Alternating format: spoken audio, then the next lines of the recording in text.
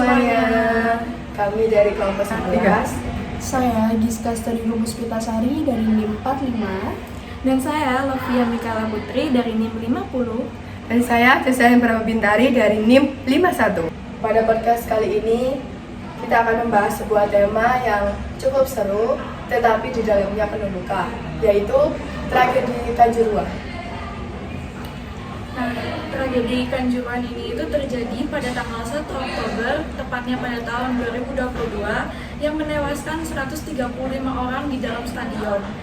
Hal ini pastinya mencerminkan konflik struktural dan lemahnya manajemen massa. Oke, telah hadir bersama kita Kak Ahmad Wildan Anaja. Kak Wildan ini adalah seorang pundit sepak bola yang gemar menonton pertandingan sepak bola, dan ia juga seorang pemain sepak bola yang akan membantu kita mengurai persoalan ini secara lebih dalam dan tuntas. Langsung saja kita panggil Kak Wildan, silahkan memasuki ruangan. Halo semuanya. Halo. Gimana kabarnya Kak Wildan? Alhamdulillah sehat selalu. Alhamdulillah. Gimana kakak kabarnya? Alhamdulillah sehat. Sibukannya Kak Wildan akhir-akhir ini apa? Akhir-akhir ini karena kita mau sama-sama mahasiswa ya, tentunya aku juga ada UAS, UAS ya itulah. Sibuk ya, Kak? Iya betul. Oke. Kita kan sekarang kan lagi bahas tentang kakak ini kan kebetulan penyuka banget sepak bola dan kebetulan pemain sepak bola juga. Nah, kan terlepas dari dunia sepak bola itu seru, kayak banyak orang. Kita ada pasti Kak Wildan tahu lah satu tragedi yang di Malang, yaitu tragedi Kanjuruhan. Nah, menurut Kak Wildan sendiri, pihak mana yang paling tepat untuk mengambil peran utama dalam meredakan peristiwa ini ketika tragedi seperti ini itu terjadi? Dan menurut Kak Wildan itu mengapa kok kejadian ini kok terjadi? Oke. Jadi kita tahu ya bersama ya, kalau misalnya itu kan menurut saya sendiri itu peristiwa yang benar-benar sangat merugikan Ya. sepak bola Indonesia tentunya. Sebenarnya saya juga tidak terlalu paham mengenai mengapa itu terjadi. Namun dalam analisa saya, hal itu bisa terjadi itu karena kurangnya adanya miskomunikasi, terus liga itu kurang memadai. Seperti itu, adanya miskomunikasi yang kita ketahui berapa Kak yang meninggal? 134 kan. Nah, di situ kan kita tahu bahwasanya hal yang sangat merugikan tentunya di dunia sepak bola. Saya sendiri cukup sering ya menonton pertandingan sepak bola di Indonesia. Tentunya di timnas itu harapannya kan ketika kita menonton itu kan menang pasti. Ya. Nah, ya kan. Ya. Cuman mungkin ini adalah analisa saya ketika adanya tragedi Kanjuruhan itu yang mana ditemukan antara Arema dengan Persebaya. Iya, betul. Nah, ketika itu kan Arema kalah. Iya. Kan Arema kalah dengan skor 3-2. Habis itu bisa kita katakan ya mungkin supporter tidak terima atas kekalahan tersebut. Perlu kita ketahui Kak. Jadi ada sejarahnya Arema itu. Ini saya netral ya, bukan Persebaya, bukan. Iya. Arema, cuman yang saya ketahui ada sejarahnya itu Arema itu 23 tahun itu tidak terkalahkan selama di kandang, terutama dari Persebaya seperti itu. Jadi Fakta terbaru itu. iya, jadi dari situlah ya mungkin rasa kekecewaan tumbuh ya. Dari situ akhirnya memberontaklah si supporter dari Arema, menerobos masuk ke lapangan dan sebagainya. Nah, disitulah baru terjadi peristiwa tersebut. Nah, mengapa kok sampai ada korban jiwa di situ? Ya tadi yang saya bilang ada miskomunikasi dan secara cukup kayak liga dan stadion itu kurang memadai. Yang saya ketahui, kalau mbak-mbaknya juga pernah membaca artikel tuh kan banyak ya tentang peristiwa Kanjuruhan itu kan. Itu tuh ketika ketika kerusuhan itu terjadi, itu teman-teman dari supporter itu tidak bisa keluar. Ya, jadi singkat cerita kerusuhan terjadi, ada yang supporter ada yang pakai api, flare dan sebagainya, itu seperti itu. Lalu petugas keamanannya menyemprotkan gas air mata. Nah, disitulah ketika gas air mata diluncurkan. Kalau menurut saya sendiri, gas air mata itu kan sebenarnya tidak diperbolehkan. Ya, jadi ada aturan-aturan yang saya juga detailnya kurang tahu ya. Namun intinya gas air mata itu tetap tidak diperbolehkan dan sebagainya. Ada aturan-aturannya seperti itulah. Nah, namun gas air mata yang diluncurkan dari petugas ke supporter itu cukup banyak, dan tahu sendiri lah ya, gas air mata kan yang kita perih dan sebagainya, pengap dan sesak. Nah, kesalahannya lagi adalah pintu-pintu jalurnya itu tertutup. Jadi otomatis teman-teman supporter kan enggak orang-orang yang maksudnya ya pasti mendukung mereka, tapi kan nggak muda semua dan sebagainya, kan pasti ada anak-anak, ada bapak-bapak ya kan. Nah, mereka kan kemungkinan ada kerusuhan, pengen keluar, namun dari situ kan ternyata gerbangnya itu gerbangnya ditutup. Disitulah letak yang saya pahami itu akhirnya ya ya nggak bisa keluar, akhirnya kena gas air mata dan sebagainya, menghirup segala macam, sampai kalau kalian ada beritanya itu ada sampai diinjak-injak seperti itu. Nah, itu yang menyebabkan banyaknya kerugian gitu, di situ. Biasanya peristiwa yang terjadi seperti itu. Nah, tadi kan Kak Wildan sudah menjelaskan nih ya, kalau misalnya di peraturan FIFA itu terdapat peraturan bahwa tidak boleh menyemprotkan gas air mata ya. Nah, di sini bagaimana Kak Wildan itu menilai pelaksanaan peran pihak-pihak tersebut dalam mengelola situasi saat tragedi itu berlangsung, dan apakah sudah sesuai dengan harapan masyarakat atau belum? Nah, jadi ini kayak ini ya berarti ya, apakah mereka itu melakukan hal seperti itu tuh udah patut apa enggak gitu ya? Oh iya. Kalau menurut saya tetap keamanan itu tetap harus ya. Di samping supporter juga salah, namun tidak bisa kita menyalahkan supporter sepenuhnya, karena memang harusnya dalam pelaksanaan liga tersebut tertulis dari PSSI ya kan, segala bentuk yang berkaitan dengan liga tentang keamanan dan sebagainya itu harusnya dikondisikan dengan baik. Maksudnya dalam artian mereka punya regulasi untuk menyelesaikan jika ada kerusuhan. Nah, harusnya mereka mempunyai itu. Namun yang saya lihat nampaknya mereka belum siap dengan adanya kerusuhan seperti itu. Kita belum tahu adanya kerusuhan seperti apa, namun ternyata ada kerusuhan dan nampaknya keamanan dan sebagainya itu belum siap menerima adanya kerusuhan. Jadi ya seperti tadi, adanya diluncurkan gas air mata yang sebenarnya itu tidak boleh dan sangat membahayakan pastinya ya, kemudian dan sebagainya. Tentu itu yang menjadi pertanyaan atau yang menjadi lebih rusuh gitu loh. Kita sebagai orang-orang yang melihat kejadian tersebut itu merasa kok seperti itu ya gitu. Memang oke, dalam supporter ada menang dan kalah, dan kita tidak adanya rasa kecewaan itu dan sampai adanya kerusuhan itu memang tidak bisa diwajarkan. Namun harusnya ketika ada kerusuhan itu kan mereka sebagai keamanan dan sebagainya itu bisa mengkondisikan. Namun kami sebagai masyarakat atau orang-orang yang melihat hal tersebut itu tidak seperti tidak legowo gitu loh dengan apa yang dilakukan dengan keamanan tersebut.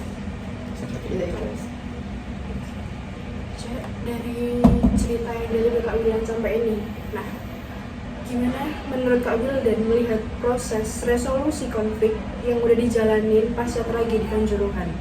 Apakah langkah-langkah tersebut sudah efektif dalam menyelesaikan akar masalah dan memulihkan hubungan antar pihak? Oke, ini yang perlu saya apresiasi juga antara pihak PSSI dan pihak Liga dan lain sebagainya, keamanan itu pastinya sudah menyampaikan ya, pastinya sudah menyampaikan permohonan maaf, kemudian klarifikasi tentang sebuah permasalahan sebelumnya itu sudah tuntas. Namun kalau kita membahas tentang psikologis mereka ya, terutama di keluarga korban dan sebagainya, itu tentunya sangat berat. Ya oke lah, mungkin dari apa ya, by data gitu mereka sudah mohon maaf, kemudian apa ya, iya ganti rugi ke apa namanya, ke korban-korban mendatangin dan sebagainya. Itu saya cukup apresiasi dengan apa yang dilakukan pihak aparat dan sebagainya itu. Namun ya namanya konflik seperti ini akan tetap terjadi ya sih. Ya kan, dimana kayak keluarga pasti kan ada ya psikologis, saya nggak terima, gimana terima karena meninggal dunia kan, seperti itu. Nah mungkin hal-hal konflik seperti ini yang masih apa ya antara ikhlas nggak ikhlas dan lain sebagainya, hal itu pasti terjadi. Mungkin itu sih yang kalau saya amati masih ada lah rasa kekecewaan dari situ. Baik Kak Linda, tadi kan kita ngomongin, tadi kan disinggung bahwa ada klarifikasi, berarti kan peran media itu sangat penting. Menurut Kak Linda sendiri, sejauh mana peran media dalam membentuk opini publik dan mendorong transparansi dalam kasus ini, dan apakah media sudah menjalankan fungsinya secara objektif? Menurut Kak Linda seperti apa? Media ya? Iya. Menurutku sudah cukup dan sangat cukup ya, karena kita lihat sendiri itu bahwasanya ketika terjadinya stadion peristiwa Kanjuruhan itu nggak hanya Indonesia aja yang ikut berbela sungkawa, berduka, bahkan seluruh dunia sepak bola seluruh dunia ketika itu mengheningkan cipta. Sebelum kick off itu mengheningkan cipta, bahkan itu nggak di pertandingan Indonesia aja gitu. Di pertandingan dunia pun, pertandingan di klub-klub dunia itu sebagian dari mereka mengheningkan cipta untuk ya berbela sungkawa dan sebagainya atas peristiwa yang terjadi. Dan pasti di situ didorong dengan media kan. Pasti ya menurutku sekarang juga kalau kakak semua buka di Google tentang Stadion Kanjuruhan, peristiwa Kanjuruhan itu kan sudah marak gitu. Kejadian seperti ini sudah jelas peristiwanya seperti itu, apa yang alasan munculnya terjadi, gimana segala macam, solusinya segala macam sudah ada. Jadi mungkin untuk peran media sih sudah sangat cukup ya, sangat cukup sekali. Kemudian bagaimana kondisi psikologis dari keluarga korban pasca tragedi itu, dan sejauh mana sih mereka itu merasa dilibatkan dalam proses penyelesaian kasus ini, itu seperti apa? Oke. Kondisi psikologis ya? Iya, betul. Gini. Aku pengen bawa santai aja teman-teman. Jadi teman-teman nih kira-kira pernah ini enggak? Pernah ditinggal pacar gitu, pernah? Pernah ya? Pasti ya, gitu pernah. kan ya kan? Atau mungkin putus dan sebagainya. Itu pasti kondisi psikologis dari teman-teman pasti kan kecewa, ada sakit dan sebagainya dirasakan. Namun ini konteksnya lebih dari itu. Jadi kalau kita nalar secara kita logisnya adalah mereka sangat kecewa dengan apa yang terjadi. Ya gimana nggak kecewa, kita kan pengen, ibarat kata saya sebagai supporter, kita pengen melihat sepak bola, kemenangan yang diharapkan. Namun itu semua tidak terjadi, pasti ada rasa kekecewaan. Ditambah, ditambah adanya kerusuhan yang dimana kerusuhan itu tidak dapat diatasi. Ada yang menyebabkan korban yang meninggal dunia, pasti apalagi keluarga korban ya, seperti ibu dari korban A, ibu dari korban B atau dan sebagainya, bahkan ada anak-anak itu menjadi salah satu korban di peristiwa Kanjuruhan itu. Kalau menurut saya secara pribadi pasti ya tidak bisa dipungkiri ya, pasti menyesal dan sebagainya, dan sedih yang dirasain itu udah pasti. Jadi kalau bicara tentang psikologis mereka ya pastinya tidak baik-baik saja gitu ya. Namun dalam hal tersebut ya bisa ya gimana menurut kalian kalau misal kondisi dalam seperti itu ya, pasti agak terima deh ya gitu ya. Mungkin hidup kan juga terus berjalan juga Nah, ya. seperti Jadi, itu ya. Ya mungkin seperti itulah. Ya semoga dari kondisi kerabat-kerabat atau keluarga-keluarga korban yang ditinggalkan bisa ikhlas dan ya bisa menerima semuanya inilah gitu. Harapannya kan seperti itu.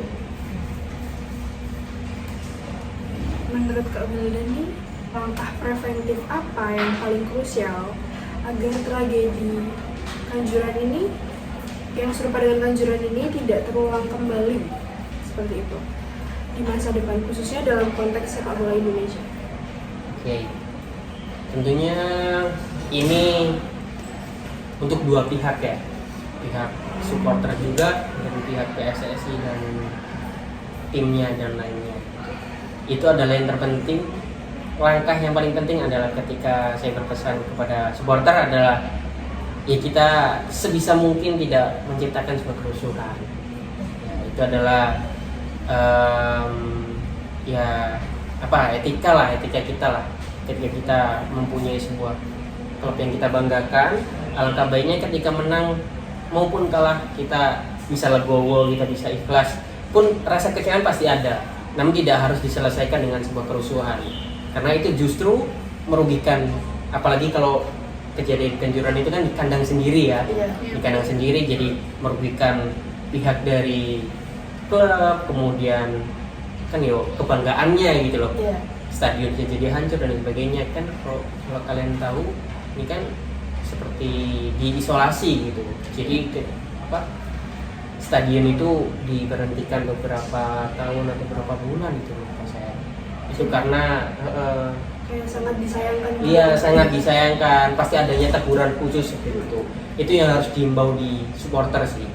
Jadi ya kita harus mendewasakan, kita harus lebih dewasa lah untuk menjadi supporter yang bijak seperti itu. Kalau pun untuk PSSI dan aparat keamanan dan lain sebagainya itu juga menjadi poin penting dan harus menjadi evaluasi besaran bagaimana keamanan yang seharusnya itu dilakukan seperti itu. Ya mungkin mereka punya aturan sendiri, FIFA punya aturan sendiri, PSSI punya aturan sendiri, itu harus diselarasikan dan ya pokoknya seperti itulah. Saya tidak mengetahui jelas ya tentang aturan-aturan yang terjadi, namun intinya adalah keamanan yang seharusnya harus dilakukan itu harus dipertimbangkan, harus benar-benar difikirkan sebelum hal semua itu terjadi.